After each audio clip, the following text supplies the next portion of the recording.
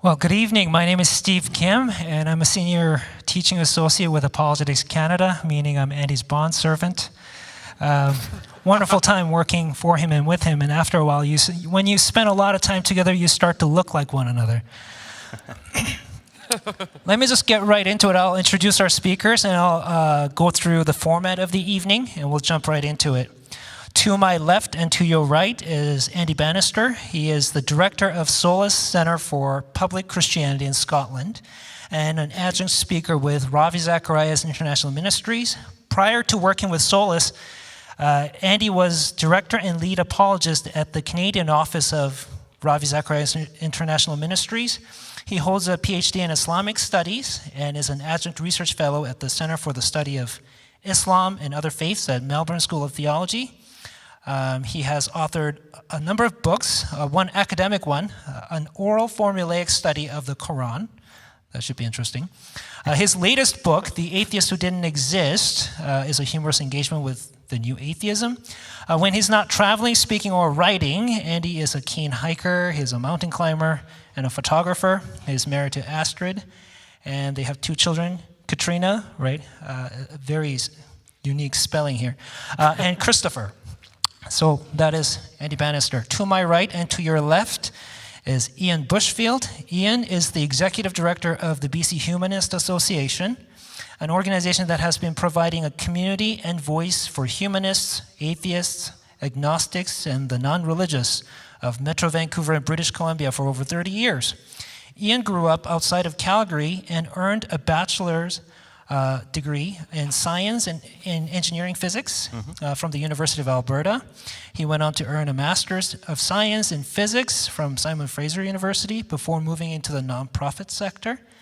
He's worked with charities for people with cerebral palsy and a science advocacy charity in the UK. He's written for his own blog, student newspapers at the University of Alberta and SFU, Canada.com, and he's been published in the British Medical Journal. So why don't we put our hands together and welcome them here tonight.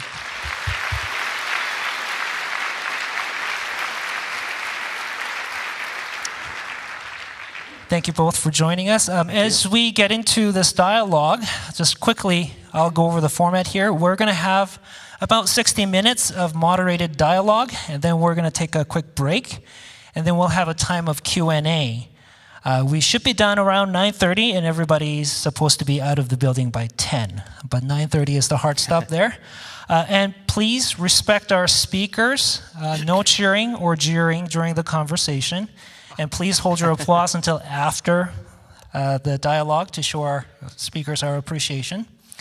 And during Q&A, we ask that you keep your questions brief and to the point. It's Q&A, questions and answers, not SNA, sermons and analysis. That's not what we're here to do.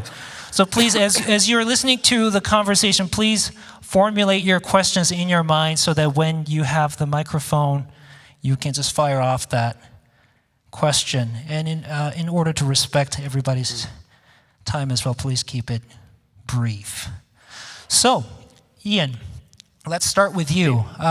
You're the executive director of the BC Humanist Association. Now, you're a secular humanist. What does that mean to be a secular humanist? Because I suspect that there will be probably some people here who might not be very familiar with what secular humanism is. I'm really glad you asked me that, and it's a great way to start, because that was actually what I was thinking about asking Andy, what he would think it was, but we can maybe get to that in a minute. For me, a secular humanist is someone whose morality is based on human reason, human compassion, and an approach that doesn't appeal to a supernatural. So humanists are generally atheists or agnostic, not really concerned with the supernatural. We have human answers for human questions. Okay, so then I'm just curious, what do you do with BC Humanist Association? What kinds of work do you guys do? Oh, that's a great question. It helps me make my fundraising pitch to make sure I can keep being employed, right? So my work involves, like I put in the intro there, being a community and a voice for humanists. So the non-religious in BC, which is actually a majority in this province, most people aren't coming to church on a weekly basis, and a lot of people in this province even historically, aren't really engaged with religion. I'm reading this really fascinating book, Infidels and the Damned Churches, which is about irreligion in like settler BC. And apparently even then, BC was the godless frontier country. But outside church, people still have a need for community. They have this need for communion with other people, maybe not in the capital C, Jesus communion way, but in the meeting other people and building social groups. And so we try to do that through Sunday morning lectures. Conveniently, our members are all free that time of day.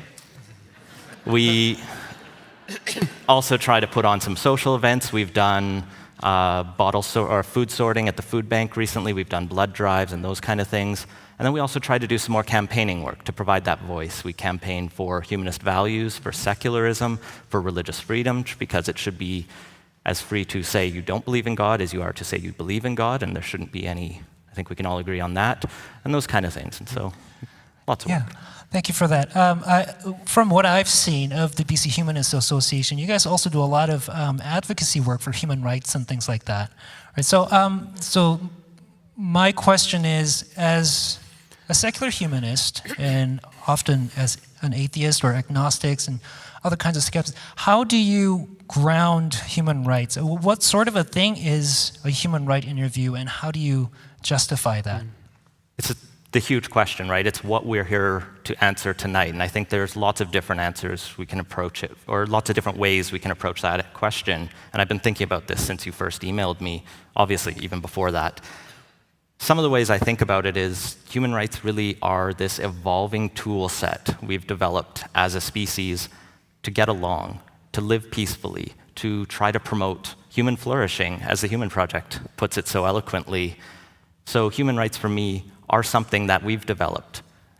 Now, I know that worries some theists in that we could undevelop them, we could roll them back.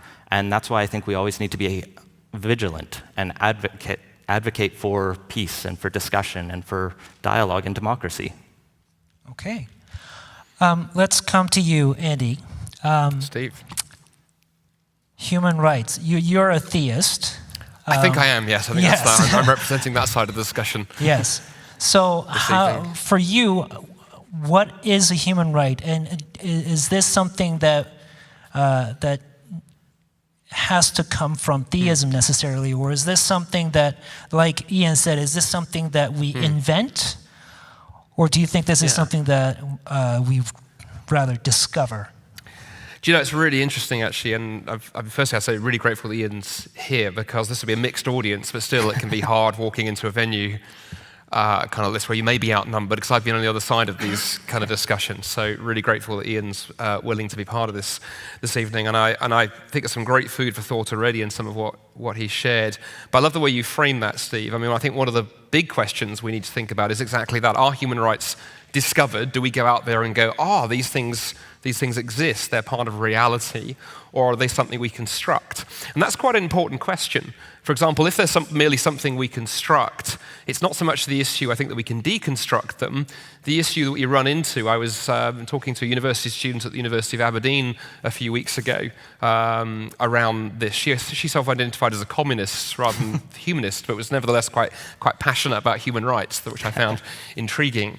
But the question I put to her is, she said, well, I think we just invent these things, and I think they're great. I think they're a wonderful thing that particularly in the West that we developed.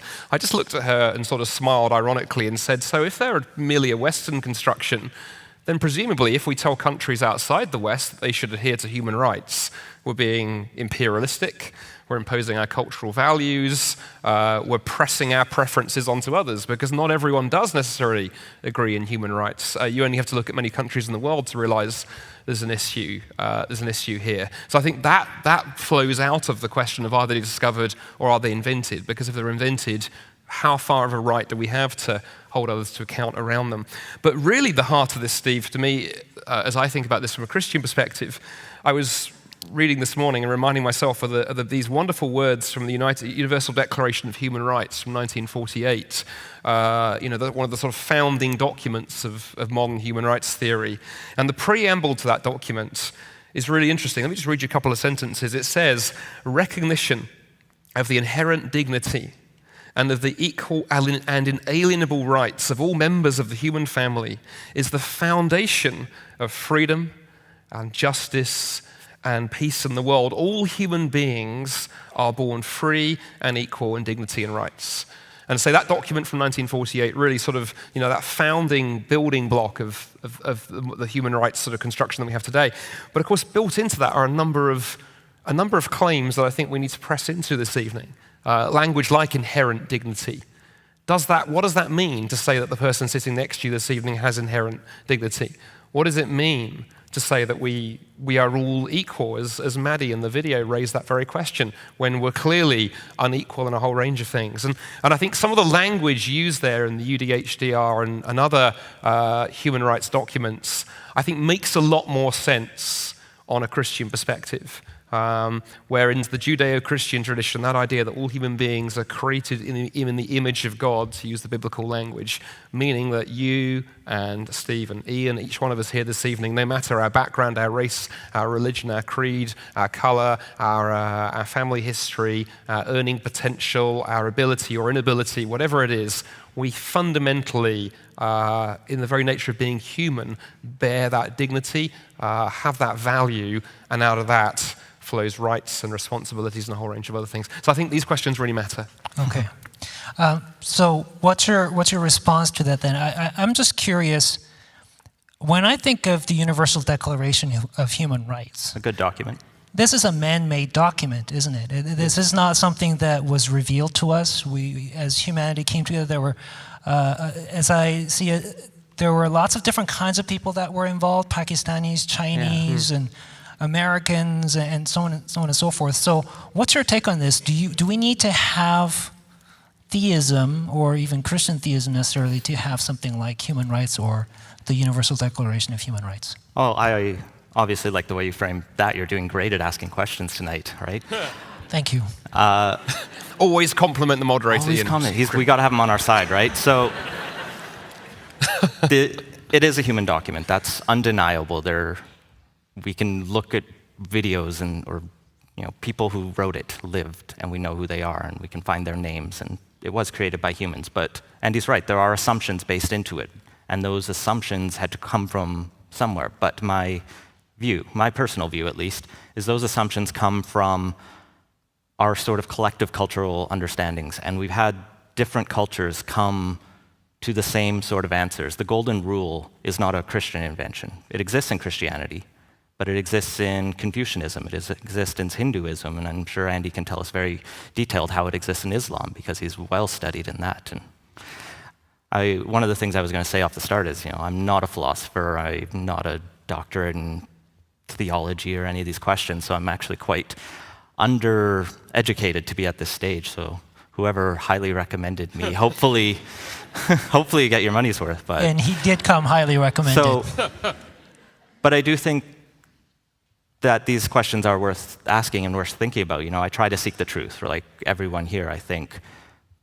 But when I think about sort of the supernatural, and I have tried praying as a child, and I have tried reaching out for that, and it's just never connected with me. I've never felt it, but I have felt, as I've learned about science, and as I've learned about philosophy, and I've sort of dabbled in all of these things, and that's where I see how human rights are sort of this evolving thing. The human rights we have today, like just last year, the federal government added 2 new sections to the Human Rights Code in this country. They added gender identity expression, and they added genetic information. Genetic information means they can't discriminate you based on your DNA, which is actually really important for health insurance companies and all that kind of thing. But if you told the people at the UN Declaration of Rights who are writing it, we need to put your DNA in there, they didn't even know what DNA was. And so we're sort of figuring these things out, and trans rights and same-sex marriage and these kind of things have evolved as we've realized, like we were talking, or like we saw in that video with Maddie, the importance of human dignity and sort of autonomy and letting people be themselves without facing racial slurs, homophobic slurs. Today is Pink Shirt Day, right? It's the day to oppose homophobic and transphobic bullying. So it's actually a really good day to be holding this discussion. Yeah. I rambled a bit there. No, this is great. This is exactly what we're looking for. Now, one of the concerns that come out of this idea that, so are you saying then we discover these moral truths as different cultures come together, that there is something that's transcendent beyond us, or are you saying this is just something that's innate in us that as different cultures come together are revealed and we can discover that as we go together? I think within an atheistic and humanistic framework, you can sort of view it as two ways. You could see this as human rights are the best way. Like, they are a truth in the same way that gravity is a truth, in that for societies to operate, there are certain rules that will work and certain that won't. And if you use liberal, secular, humanist values, you get a more functional society. We can sort of see this with looking at global indices of what are the most peaceful, equal countries, like the Scandinavian countries. Canada usually does pretty well, New Zealand and Australia, countries that have adopted human rights as a core. Now, that doesn't mean you can't be in support of human rights without being an atheist, obviously, right? And which way does that causal arrow flow? It's not clear. Does a country that supports human rights make atheists, or do atheists make a country that supports human rights? I think the latter is obviously not true, because you'll bring up Soviet Union and communist China, and I don't want to go down that road. I don't want to go down that road. Such terrible thing like that. Can we just promise not to bring up Hitler? Yeah. That's just... that was Steve's next question, I think. So, Hitler and Nazism, because... So, bad guy, right? Yeah, just Sure, angry people. They're trouble in history. That is like the ultimate labeling right there. You know, Hitler and Nazis. Apparently, you win all arguments just by calling whoever you don't like, whose opinions you disagree with. We won't go there. So, what's your response to Ian? Oh gosh, because I think Ian said so many things there. So that's great. I'd say a couple of things I think is interesting there. I think one of the first things, of course, it's interesting is to look at, again, back to where human rights initially came from, where modern human rights theory emerged from. And so a lot of the thinking that became the kind of modern kind of sort of doctrine of human rights emerged after World War II. And particularly the Nuremberg Trials are often talked about historically. So the Nuremberg Trials were the trials where the leading officers and members of the Third Reich and the Nazis, we won't mention the H, but we'll mention the Third Reich anyway, were put on trial for the actions that they'd carried out, the final solution, and so on and so forth. And what was interesting was most of the senior leadership of the Third Reich tried the same defense. They tried mounting the defense of saying, well, hang on, we were just following the laws of our country.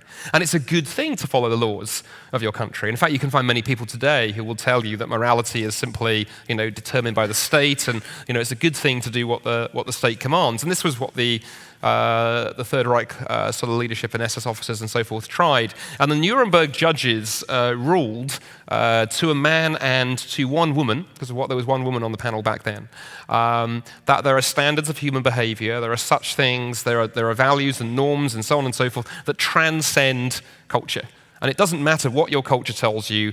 Nevertheless, there are times when you need to thumb your nose at your culture and do otherwise. And I think one of the interesting discussions around human rights is what happens when cultures disagree with each other.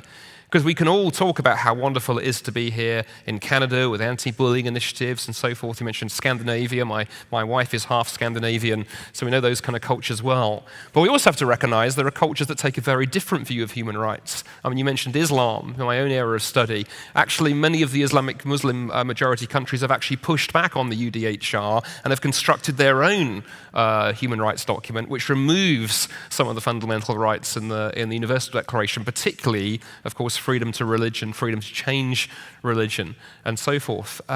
China is increasingly, in its interactions with the West, taking quite a firm stance on human rights, particularly around political association and freedom of speech and so on and so forth. So I think the world is actually a far more complex place than we realize, is the first thing.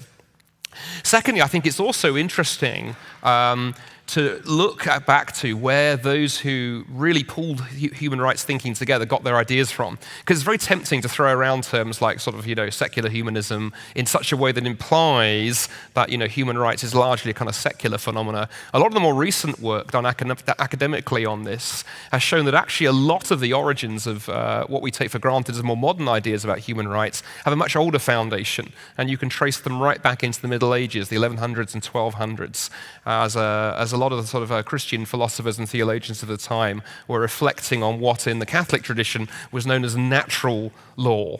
That's that sort of system of morality and ethics and values that is part of the very fundamental reality of things because of the way God has constructed things. And even if we look back to people we often take for granted as perhaps operating under a more secular sort of model, when you look at someone like, say, John Locke, for example, is often pointed to in the humanist tradition as one of the sort of great thinkers on sort of human rights and liberties and so forth. Even he basically runs a theistic argument and says that human beings are equal and that we should not discriminate between them because, and I quote his words, he says, all men are share in the fact they are all the workmanship of the one omnipotent and infinitely wise maker, all the servants of one sovereign master sent into the world by his order and about his business. And he goes on and basically unpacks Genesis chapter 1, the image of God idea that I shared with you earlier. So I think it's interesting actually to push into the history of human rights and where it came from.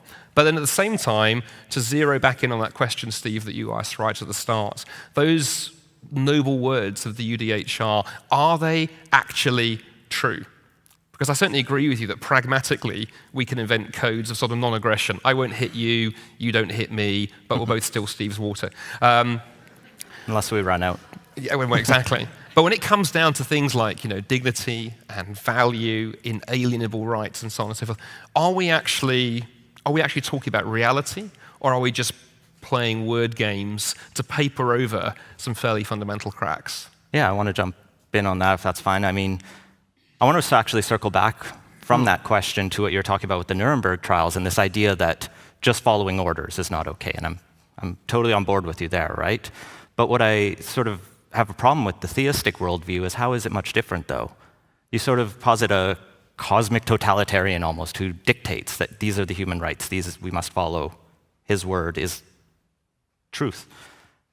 So we've sort of passed the buck almost from, all right, if humans didn't invent human rights, if it's not a social contract type thing like I'm talking about, but it's just God's word, well, it kind of brings us back to the Euthyphro dilemma of the idea of, is it good because God says it's good, or is God saying it's good because it's good? Is there the higher good, and then why don't we just appeal to that? And I've heard the God is good definitional argument, and it's just sort of unsatisfying to me. It's never really felt like that. So we're in this paradox of, we can put the supernatural creator in there, and we can say, all right, his word is what is good, and he gave us human rights. But it doesn't really solve the problem for me of, well, if he's just giving them, why should we? Because the Bible doesn't give us that we should put DNA in the Human Rights Code. Well, can I kind of press into that? I just want to slow down here because I think the Euthyphro dilemma can be a bit unfamiliar. Many people might be unfamiliar with that. So the Euthyphro dilemma, at least as it is phrased today, it is something good because God says it's good, or does God say it's good because it is good to begin with? Right. So if the former is true, then just whatever God calls it good is good, so it becomes arbitrary. It's just everything is at his whim. So I think what you were saying earlier is it's a cosmic dictator, basically, totalitarian, who just calls the shots. He might call rape good suddenly, and that would be the good thing. And there are Bible passages where that happens, and it's a bit problematic. But I'm not a Bible scholar, so let's not get too deep into there. But on the other hand, it seems that if God calls something good because it is good to begin with, then there is a standard of good that's outside of him. Mm-hmm. So then for a theist who grounds morality in God, that becomes a real problem. I think hopefully that helps us understand where his objections are coming from. So, Andy, would you like to respond to that? Yeah, good. I think thank you, Steve. Great job in clarifying that. I'd say it's really interesting actually that you raise the Euthyphro dilemma, because actually what's interesting, it pops up in a number of ways, and actually I think you hinted at this. It actually, of course, becomes a problem for secular humanism, because you can run the same question on the state, for example. Are the laws at the state sets, are they good just because the state sets them? So if the state said it was okay to go around, punching bald people in the face, it would be all right. And actually, in South Korea, interesting trivia for you. There we are. We changed from being friends with the moderator. Exactly. In South Korea, if you punch somebody who's wearing glasses in the face, that's considered attempted murder. Just a little tidbit. Anyway, back to you. Absolutely. We're going to put that over here. Steve and I go way back, so we can be rude to each other. Or, of course, is it the case that there's some standard of goodness out there? And, of course, that gets us right back to the question at the beginning. The way, of course, that I think that Christian theism has always responded, I mean, you hinted at whether or not you find it satisfying isn't actually an answer as to whether it's true or not, is actually the same way that, in fact, Plato, the famous Greek philosopher, right back at almost the beginning of the philosophical tradition, takes the same route. When the word that he uses for who God is, he calls God the good. And this idea that God in his very nature is good. And that, in one sense, philosophically cuts through the dilemma, which is why, in philosophy of religion, really no one takes Euthyphro that seriously anymore. What I would say is this, though. If there is a God who created reality, if there is a God who stands behind every atom, every molecule, the God who, as it were, breathed fire into the equations of physics, as Einstein put it, that means that, to use a language, and Steve is very good at unpacking terms, so I'll throw a term out and let my turn for Steve to then unpack it for you, to the audience this evening. If ontologically, in terms of our very nature as human beings, we bear value, a dignity, firstly because God designed that into us when he created us, but also the Christian tradition would also say one of the reasons that you have value and dignity is because God loves you tremendously and demonstrated that when he went to the cross in the person of Jesus, even though you wanted nothing to do with him. And value is conferred in one sense by what someone is prepared to pay. And the Christian tradition says that God paid the life of Jesus for each one of us, which means that for those of us, whether we are atheists or humanists or Buddhists or Hindus or Muslims or Christians or whatever, if the story I've described is the story of reality, that means that in your very nature you have value and you have dignity. It's nothing to do with God throwing laws around so much as something about the very way that you are constituted as a human being. And now Steve tells us what Steve ontological means. I know. Yeah. Let's see if we could play games of what long words we can use this evening to trip the moderator up. I think you'll win. This might be a very difficult evening for me. Ontology simply means the being, the nature of being. Yes. And so when he says we're ontologically such and such, he's saying we are by nature such and such. So all of these big $5 million words, they have 5-cent meanings. Absolutely. When you break it down, it's actually not beautifully put. Philosophers have to feel we're earning our money, Steve. That's the. Now, can I give you a bit of a pushback? You absolutely can. You said, I'm not sure how that really answers the question of if God is the source of moral values and moral duties and things like that. Is he still a cosmic totalitarian? Whatever shots that he calls, that's what goes. Yeah, it's a good question, isn't it? I'd say a couple of things around that. Firstly, actually, I think right at the beginning, I want to say, in one sense, obviously I'm coming at this from a Christian perspective, but it's helpful to recognize there are many in the atheistic tradition who recognize that I think there's something to be said for the line that I'm taking this evening. So, for example, Luc Ferry, who's a very well-known French philosopher on this very subject we're talking around this evening, says, that he points out that he says, in direct contradiction to the Greek worldview and to many other of the classical worldviews out there that had no problem with the idea that people were not equal. Aristotle, one of those brilliant minds that's ever lived, mounted a very powerful argument for slavery, as many of us may be aware.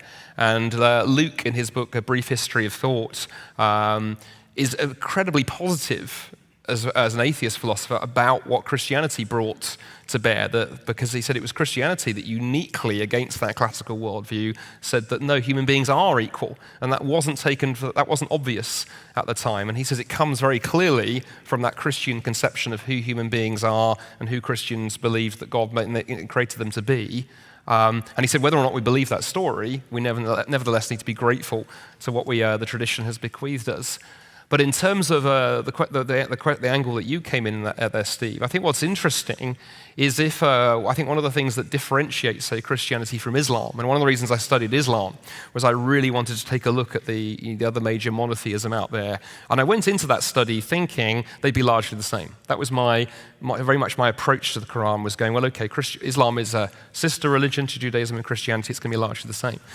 And there, I think one of the huge differences that angles into this question is in Islam, you have a God who is distant and remote and transcendent, who never steps down into the world, never gets involved, who kind of sets the whole system up, who dispenses laws from heaven, but then actually never sort of gets involved in terms of the follow-through. And then you compare that in the Christian tradition with a God who steps into history and actually gets his feet dusty with the dust of the world and his hands bloody with the nails of the world, who experiences suffering, for example, from the inside, not just watching it from the outside. So I think the one thing you can say of the God of the Bible is he plays by his own rules. He's got skin in the game. And I think what's around this whole issue of human rights as well, which we're talking about this evening, it's not so much the God of the Bible sitting up there in heaven and saying, right, you lot jolly well behave yourselves. It's God saying, no, I've created you as human beings with value and with dignity. In fact, I've shown that by the way that I've responded to you in the cross and the incarnation. And then out of that flow some things. Out of that flow things like rights. And also out of that flow duties. And one of the things we've only just begun to touch on, I think, this evening, is it's very easy in some of this conversation around human rights just to focus on the rights aspect. But there's a very important conversation to be had about duties as well. Ian and you and others here, myself, we all have a right, not to have our personal integrity violated by somebody being violent to us, absolutely. But then also with that comes a responsibility to treat others in a certain kind of way. And it was interesting, actually, right at the start, Ian, you made that comment about the golden rule. It's a very common confusion, actually, in philosophy of religion between the golden rule and the silver rule. The golden rule, the silver rule in ethics is the one that says, don't do to others what you wouldn't have them do to you. So that says, I shouldn't hit you because I don't want you to hit me. The golden rule, which goes considerably further and isn't found in Islam and isn't found in Confucianism, it's not only found in Christianity. Right. I forget where else it's found. It's in about a couple of places other than on the lips of Jesus. Actually says, no, it goes further than that. I should do to you as I wish you would do to me. So I should expend of my own energy. I should go the extra mile. I should serve you at great personal cost if necessary in terms of helping meet your needs necessarily. Okay, then let's come to Ian. Sure. Let's have you respond to what Andy has said. If there's anything that you'd like to respond to, I'm sure there are lots. But lots of different things going on. I mean, you're a fantastic speaker, right? You know your stuff, and you're able to speak very fast, and and that's not. And you got the quotes right there as well. And I wrote some of my own things, and I refer to them a little bit. It's all Siri. It's all Siri. That does help. Yeah. In a couple of years, you're going to have Google Home sitting here and Siri sitting there, and you'll just ask it a question, and it'll be. Hey, Alexa. Apple beats Google every time, my friend. But one of the things I've been thinking about is this idea that if Christianity was the sort of forefront of human rights, or is that source, why did it take 1,500 years, 1,800 years, 1,900 years to really get to it? Like you said, modern human rights is really a 1950s on. And there are elements of it, and you pointed to some of those, but it wasn't universal in that way. For a long time, Christianity was fine with slavery. It was fine with a lot of atrocities. You can look in the Bible, right, and find examples of God just saying, Sodom and Gomorrah, these cities need to go. And it kind of offends that right, that belief in that human dignity, that you've offended God and now you get wiped out. At least that reduces after Jesus comes, and the New Testament is a little less gory, let's say, than some parts of the Old Testament. But my big question around there is just, if Christianity is this source of human rights, why was it 2017 when we said, don't beat someone, or don't discriminate someone in law because they're trans? Or why was it 2004 before we legalized same-sex marriage in this country? Why did it take so long? Yeah, since you asked me the question, let me say a couple of things quickly.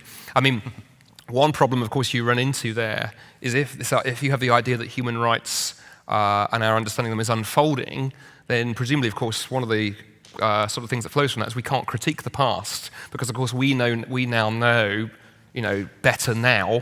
So we've now worked out in 2017 that we should behave a certain way, but of course those poor saps in 1960 couldn't possibly have known that, and certainly not further back. which leads to strange peculiarities like we can't critique the slave trade because to go, maybe the slave trade was the very best that they could do in the 17th century, the very best that the Greeks and the Persians and the Romans could do. And if only they'd known what we'd known, but they weren't as advanced. I think most of us in this room, certainly I would want to critique the past. I would want to say slavery has always been wrong. It was wrong when the Greeks did it. It was wrong when the Persians did it. It was wrong when the Chinese did it. In fact, slavery is an interesting example because every civilization known to anthropologists have practiced slavery. We don't actually know of one, as far as I'm aware. I've read relatively widely in this. But the other angle of the question, why did it take so long? I'd say a couple of things. Firstly, in one sense, it didn't. I mean, you mentioned to keep on the slavery angle for a moment. What's interesting, when you look at the pagan critics of Christianity in the first couple of hundred years, you take someone like Solas, who's a very sort of cultured Roman, who writes very, very sort of polemically against Christianity, makes Richard Dawkins, look like a sort of gentle grandmother. By comparison, one of the things he says is Christianity is a religion of women and slaves, because women and slaves were flocking to the early church. And the early church largely grew because it attracted the lowest classes in society. It's been tremendous work historically done looking at that. Because although Christianity didn't come out right and launch a full-blown emancipation movement, but bear in mind, when Christianity began, it was 0.004% of the Roman Empire. It only became 50% of the Roman Empire by about the mid-300s.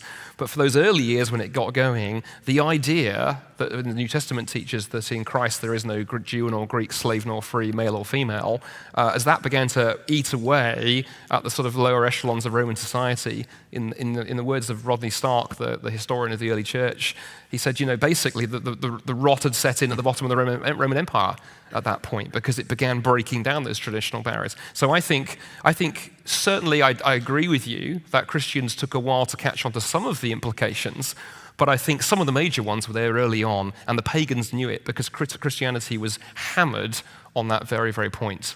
Do you want to move on, or do you want me to talk about the past, judging the past? Please. Okay.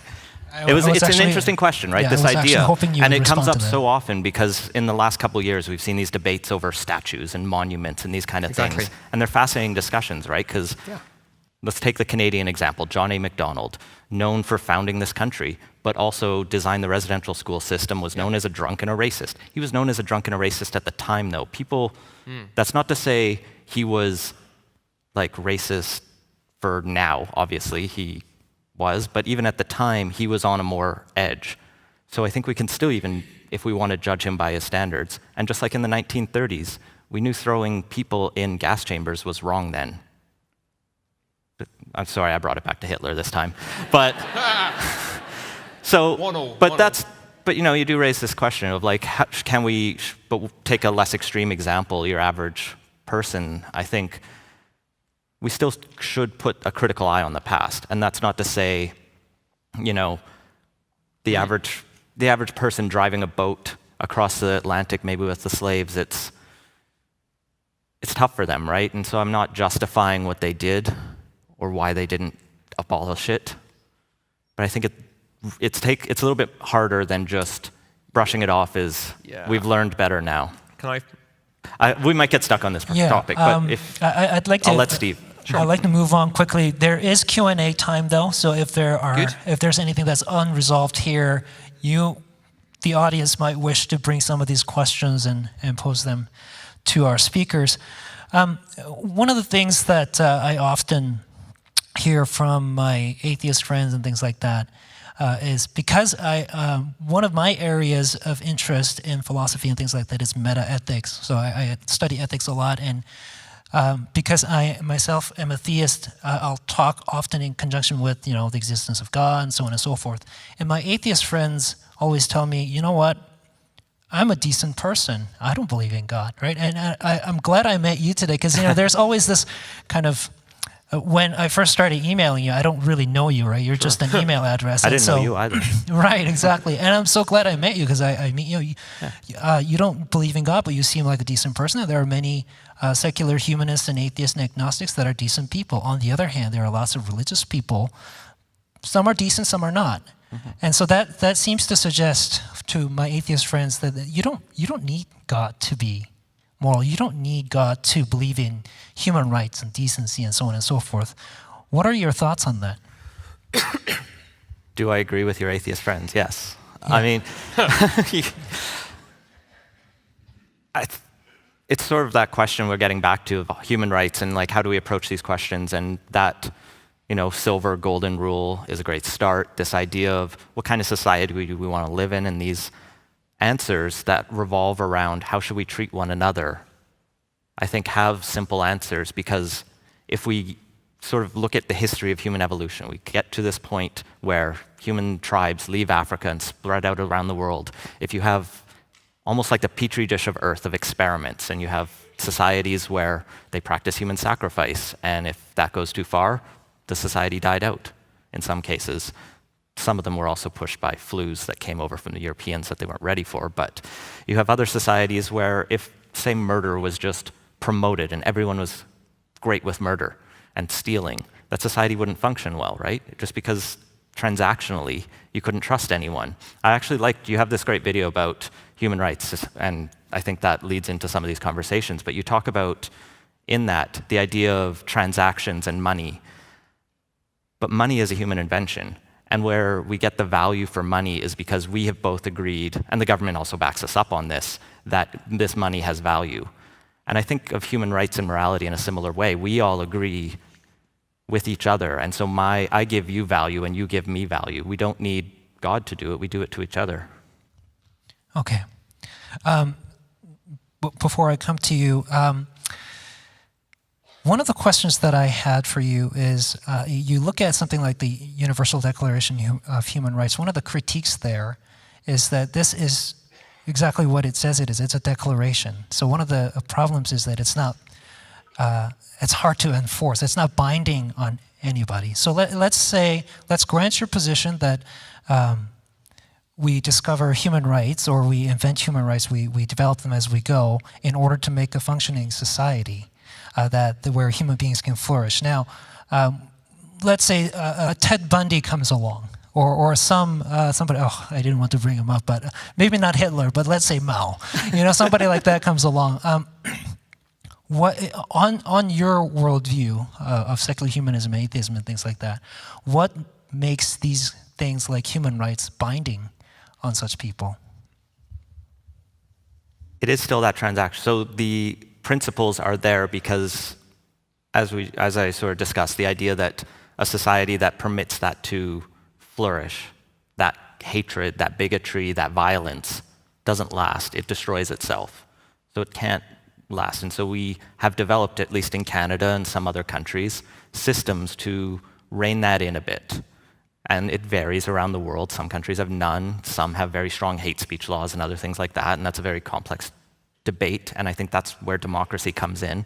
Like, we need to debate these things. When we don't, you end up in Soviet Union, and we know where that leads. And so in Canada, we have a human rights regime at the federal level that says governments can't do this to you, private businesses can't close the door if you're black, they can't close the door if you're gay.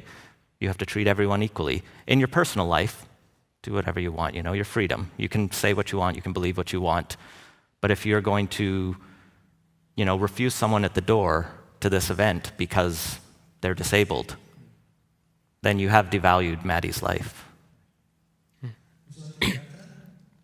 Yeah, I think there's a number of really interesting things there. I had to fight to get in this evening. They said you've got an English accent, you can't come in. So I'm glad to hear you standing up for equal rights for all.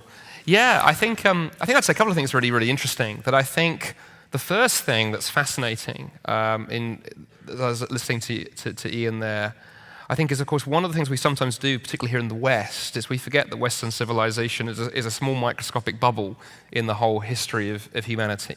And we often forget the fact that the liberties and the privileges that we take for granted here are a minor blip in the history of humanity. Now, I hope they carry on. I hope human rights continues. I hope freedom of speech grows. I think the jury's out on that, because there are lots of the idea that actually if cultures look like us, they thrive. If they don't, they're going to be in trouble. I'm not sure that holds out historically. I think you could look at it. Islam had an incredibly huge empire for something like 1,300 years until the end of the Ottoman Empire, and it didn't hold to any of these things. The Greeks, the Romans, you could argue China and Russia today, very, very old historic civilizations who take a slightly different view, as you just acknowledged. So I think the jury is actually out on whether the kind of thing, the kind of model we've constructed here in Canada, and to a lesser extent in Europe as well, where we're running a similar kind of experiment, is going to hold out. I think we need to not take that for granted, at the very least, because otherwise we're in real trouble, I think is the first thing. I think the other thing I want to press back into as well is also the idea that we keep circling around of, these kind of rights, these privileges, these things that we enjoy. Are they just creations? Are they just created by the state? In which case the state can theoretically take them away. Or are they innate? Do they go deeper? And the idea that the state can take them away, I don't think that's just a sort of a worry-mongering thing. I think a really good live example of that would be if you look at the discussion going on right now around Down syndrome, that people within the Downs community would describe what's happening there to their community right now as genocide, with an organized attempt to ensure in many sort of modern liberal democracies that there are no people with Downs ever born again. And if you talk to disability rights advocates, that's a very live discussion. And my wife and I have two very close sets of friends who both have Down syndrome children who feel incredibly passionate about the way that, to use Andy's words from the start, Downs people right now are being dehumanized. And the talk is of removing Downs from society, but you're actually talking about removing people rather than removing a condition. And I just think I think we sometimes are not as advanced as we think we are, and that's a sobering issue to reflect on as well. Well, I don't want to get into the Downs debate because I'm woefully ill-prepared for that. I think it's a very fraught one, and I think it is worth debating. It's definitely a discussion that should be had, but I'm just going to hands off that one. But what I do want to pick up on there is this idea that, yes, it is fraught. We look at in Canada right now, and there are countless people living without clean water in this country. In 2018, there are people who get shot by police, get shot in the street, and no one cares. We have an inquiry into missing murdered Indigenous women and girls because a lot of the times the police don't treat them the same. And so this country is going through an effort to try to talk about these issues, and this is where this vigilance that I think we both agree on about free speech, about human rights and all of these things. And that's why I honestly love that video and everything Andy said that he introduced about dehumanization. I was like, I agree with literally everything he has just said. But then he didn't bring God into it, so it was fine for all of us, right? He will. Of course. I think that's what, video 3, video 4? I'm just teasing. But it's a great project, and it's important that we have these dialogues and we talk about these things, because you're right that Western civilization, these human rights as we know them, are a blip. And the history shows empires tend to go out after some amount of time, and maybe the US is on a backtrack right now. Maybe it'll revert and people will get over their authoritarian stream, or maybe we'll be living next to a nightmare. That's not optimistic. Let's turn this around in the last 15 minutes. Yeah. So I want to come back to the idea of bringing God into this. My question to you is, what difference does it make, since we seem to be, largely in agreement that the human rights lead to human flourishing? So what difference does it make if God comes into this? Can't we have it just as communities of humans? I think that's a great question, Steve. Let me say a couple of things around that. The first actually was one other thing I wanted to respond to Ian earlier on, and it's great. I'm 8 hours off Vancouver time, so I sort of feel like I'm sort of firing at 70% capacity. My aged brain is like, hang on, there was something else I was going to say, and you just reminded me of it, and it's gone again. See, this is great. Isn't jet lag wonderful? So what does God bring into it? So. This ties into what we were talking about earlier. So it's exactly this. It's the question of, we touched on the topic a few moments ago about good, and you put the question to Ian as, can you be an atheist and be a good person? And he responded, well, of course you can, and I completely agree. Can you be a Christian and be a nut job? Yes, absolutely. Can you be the president of America? And no, actually, let's not go there. Hang on, there's a tweet come in from a Mr. D. Trump of... The question, of course, around goodness, and it ties exactly into this question around bringing God into this, isn't so much can you be good or can you not be good, but does the good actually exist? Ultimately, when push comes to shove, and human beings are pretty good at both pushing and shoving, when push comes to shove, do we just have a set of preferences?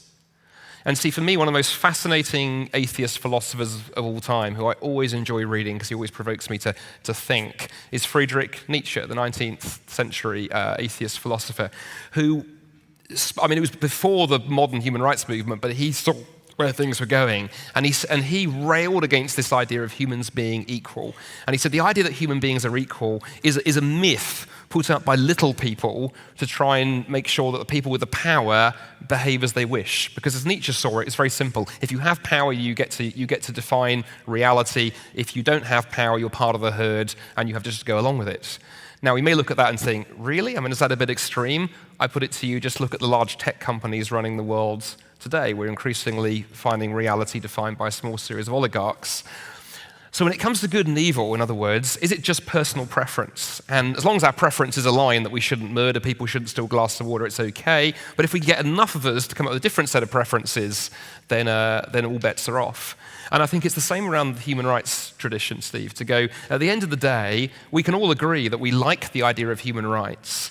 The question is, are they founded on anything? Is it just that we've got enough of us together who go, yeah, we think this is okay, but should we ever reach a tipping point the other way? Should this particular candle of civilization blow out and somebody else come to the fore on the world stage who doesn't hold human rights as important as perhaps we do here in Canada, all bets are off. And the analogy I sometimes use, because I'm a great believer in analogies, Steve, runs like this. Let's imagine that you and I are sitting having a beer down the local pub with a friend of ours. We meet him every couple of weeks for a drink, and our friend is a flat earther. There's a whole flat earth theories taking off again. Have you discovered this? Yeah, this is... I know, you Google it, and it's not just like religious people, it's really strange folks who are getting onto this. Anyway, so our friend is a flat earth person. He believes You're not, right? No. Okay. No, it's Wednesday, isn't it? Thursday I am, but not on a Wednesday. And anyway, we're talking to our friend, and he says to us, oh, by the way, guys, I won't see you next week. I'm away on vacation. And we go, oh, that's lovely. Where are you going? And our friend says, I'm going on a round-the-world cruise. And we go, hang on. I thought you said you're a flat earther. How can you go on a round-the-world cruise? And at that point, he gets really angry and starts thumping the table and says, how dare you discriminate against the scientifically challenged? People who believe in the flat earth have every right to go on round-the-world cruises. And here's the thing. He's absolutely right. You can believe in the flat earth, you can be a member of the Flat Earth Society, you can have a flat earth t-shirt, flat earth beer mats. In fact, you don't want round earth beer mats because your beer falls off them. And you can go on round the world cruises. But the thing is, what you espouse and your beliefs don't actually support your practice. And I think the same is true when it comes to things like justice and right and wrong and human rights and dignity. You can say you believe in them. You can passionately do that. The question is, when you kind of lift the lid and look underneath, here's a word for Steve to explain, do your metaphysical beliefs, do your beliefs about the very nature of reality actually undergird what you believe about human rights and dignity, or actually have you got lovely sounding platitudes, but ultimately they're not based on anything substantive? So let's come back to you, Ian. Sure.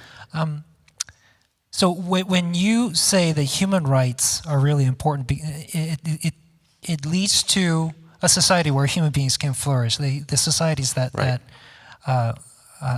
flourish. Now, that seems to me like a bit of is it just? Sorry, you said earlier, what kind of a society that do we want to live in? We obviously want to live in a society where people's rights are respected, that you're not discriminated against, so on and so forth. Now, that sounds a little bit like that's just our preference. What if there are people that come together and say, we want a society where it is a strict totalitarian rule for everybody because that's the way to go. So my question to you is, one, is this just a matter of preference, or is there something that's objective beyond that? And secondly, as a secular humanist, how do you ground human rights? What is the source of human rights? On the first part, I think I'll just bite the bullet and call myself a relativist at 8 minutes left just to have fun with it, right? But where's the grounding for human rights in humanism? For me, it's these values of human dignity, human autonomy, and respecting maybe it's a platinum rule. Actually, I think there is a platinum rule, but let's call it the titanium. A million miles. The higher rule of let's treat each other in a way so that we build each other up rather than tear each other down. Let's try to empower people, and that's where not promoting discrimination comes from. This is idea of should we make fun of your friend because he's a flat earther? Well, we should try to guide him towards reality because I think there is value in science and evidence about the world. But you know what? In the end, if he wants to go on a flat earth around the world cruise, like you say, he's allowed to do that. We don't know how he's going to do it, but he's allowed to. But it kind of ties back when you're talking about that in that way, and that analogy got me thinking about, there are certain things that we don't say are human rights.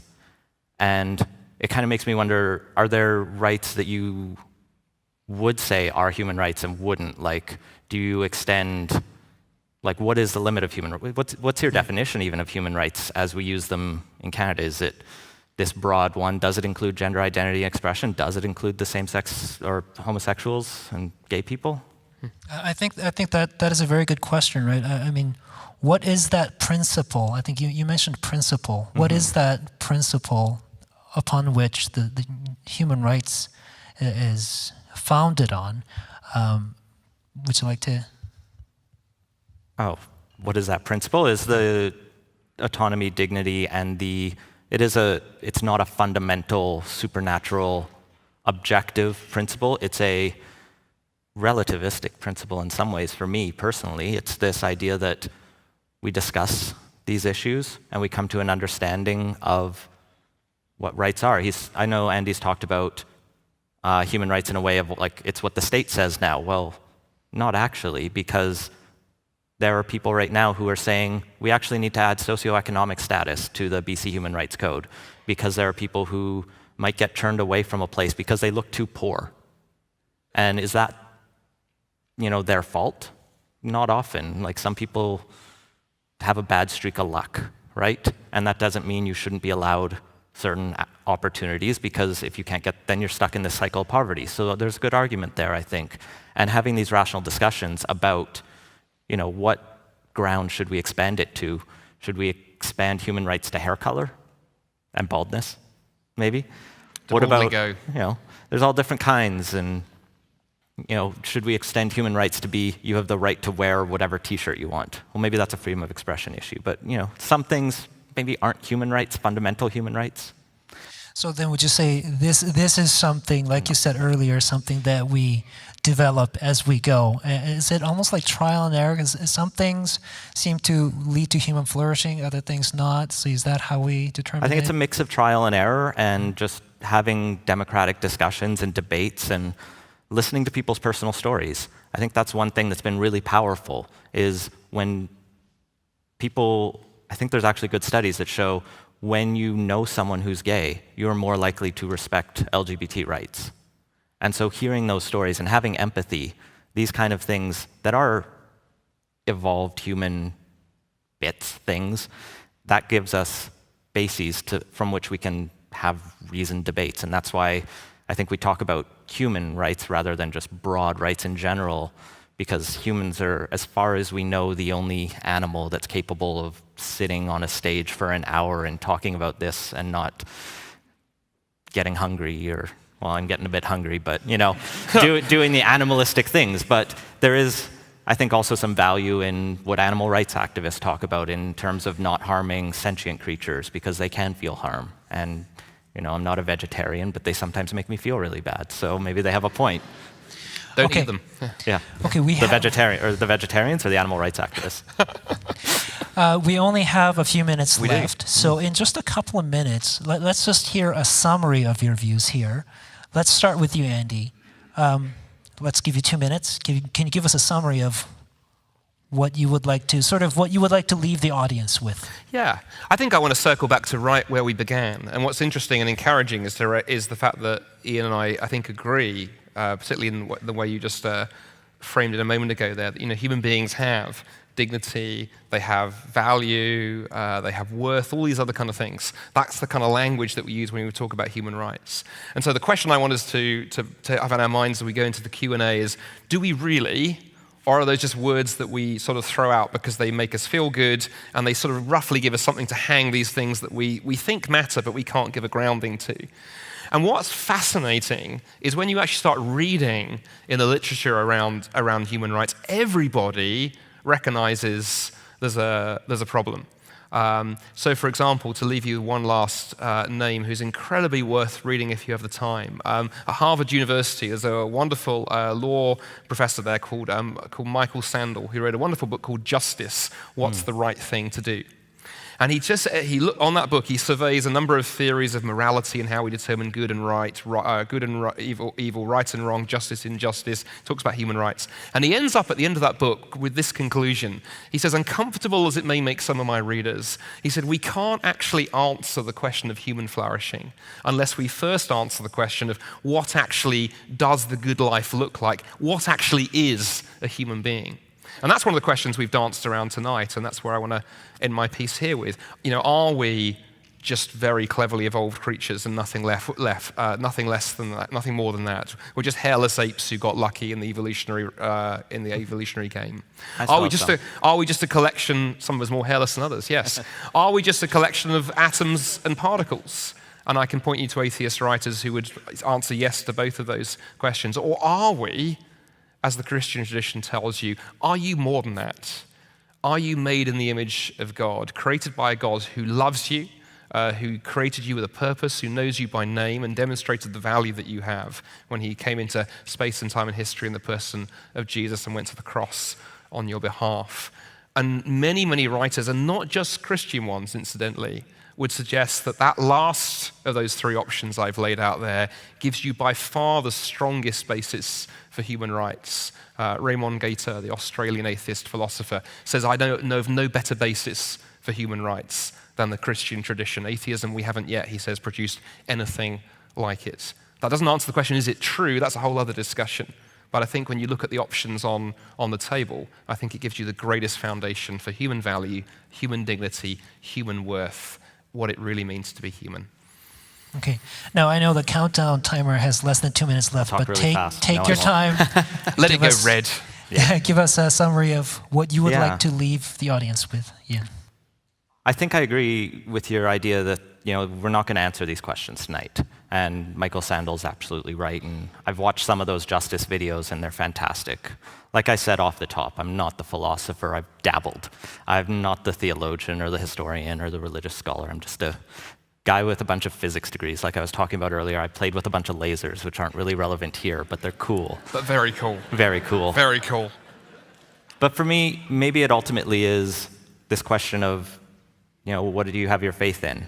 My faith is in humanity, that we can develop these rights. And it's weird language for, the atheist, the humanist on the stage to talk about the faith we have. But in a way, at some point, maybe we do just have to say, you know what, your faith is that these rights came from God. My faith is that if we believe in each other and we work together and have these discussions, we can come to a collective understanding of what human rights are and build a better society. Ultimately, I don't know which of us is going to be proved right. I hope we both live to see it. But ultimately, like you point out, most societies have failed eventually, and most empires have fallen. Hopefully this one lasts longer. All right, let's give them a round of applause to show our appreciation. Thank you both for joining us, Andy and Ian.